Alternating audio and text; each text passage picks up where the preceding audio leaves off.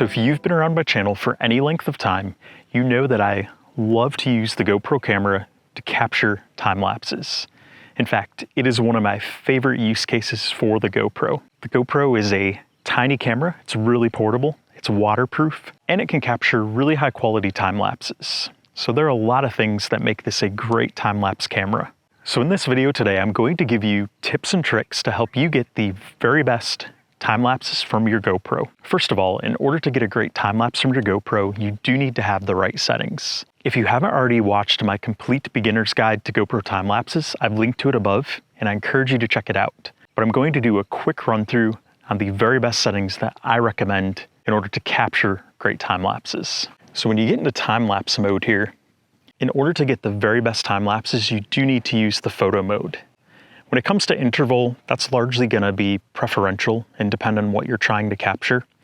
I usually default to the 5-second interval. For output, you definitely want to use RAW. RAW is going to give you the highest quality photos.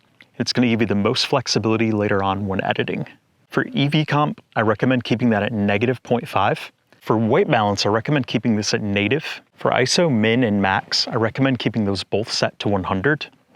You want to have as little noise as possible in your time lapse, and the shutter speed will adjust automatically to accommodate for the ISO. For sharpness, you want to keep this at low. You don't want your photos to be over sharpened. You can always bring out more detail later on. In color, you want to keep this at flat. When you're editing later on, you can always bring out certain colors as you want to. So the next tip that I recommend is, first of all, you do have to have a tripod. You absolutely need a tripod for time lapses. But I recommend having one that will let you get as close to the ground as possible. And here's why. One, if it's windy at all out, your tripod could get knocked over. So I don't recommend having your GoPro up high off the ground. I recommend having it as low to the ground as possible. And two, having it close to the ground like that gives you a unique perspective. If you're in the grass, you'll often have some of that grass close by in your frame of view, and it can look really neat. So I recommend something like this one right here. There are a lot of options for tripods you can use, but I like this one from Ulanzi here because you can make the base really flat. And basically you can have your GoPro about 1 foot off the ground, so you can have it really close to the ground, and it gives you a great perspective for time lapses. And the thing I like about this Ulanzi tripod also is it also can be a selfie stick. So I talked about this in a prior video, but you can extend this way out. You can have your GoPro way out here. So it's very multifunctional. You can do a lot of things with it. So I recommend this one if you're looking for a good one. Now, once you have your tripod and time lapse set and ready to go, I recommend making sure to use the exposure lock. So basically the exposure lock is going to keep your exposure consistent on whatever part of the frame you choose to expose properly. And it's going to help with things like preventing flicker.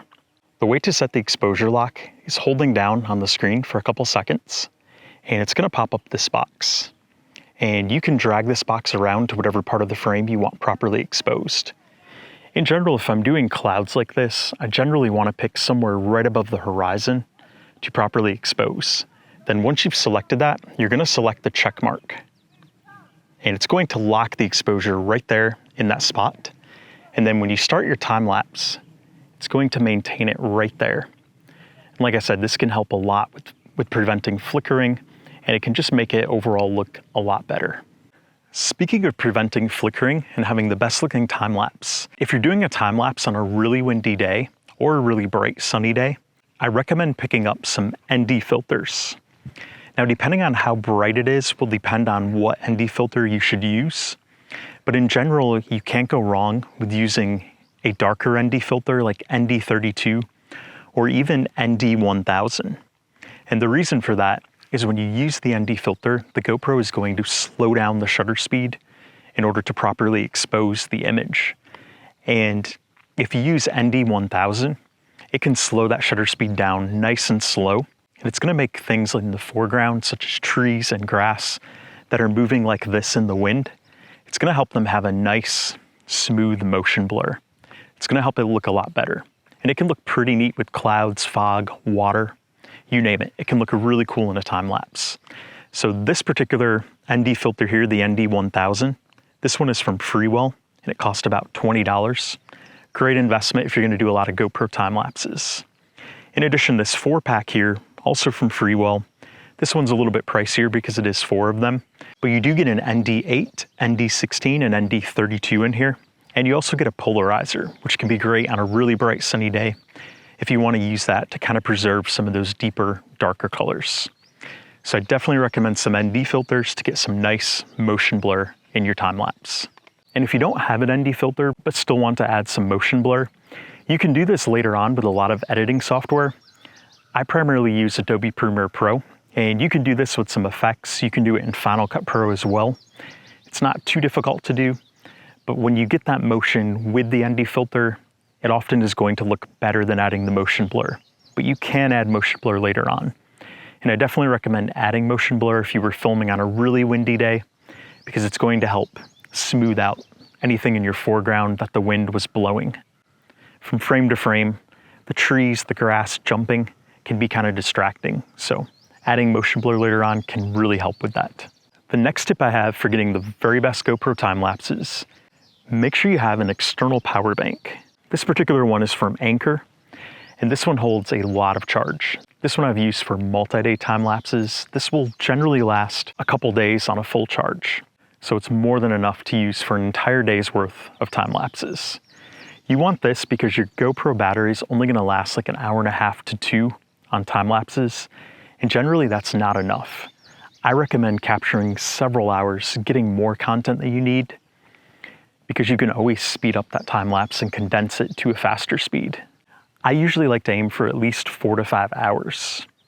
So if you're getting a sunset and the sun sets at 9 p.m., like it does this time of year in the Northern Hemisphere, it sets a lot later in northern latitudes. I recommend starting that time lapse, say around 5 p.m., then having it go from 5 p.m. to about 10 p.m. That way you get your scene the way it looks before the sun starts to set, and then you get to see the entire progression of the sunset all the way to darkness.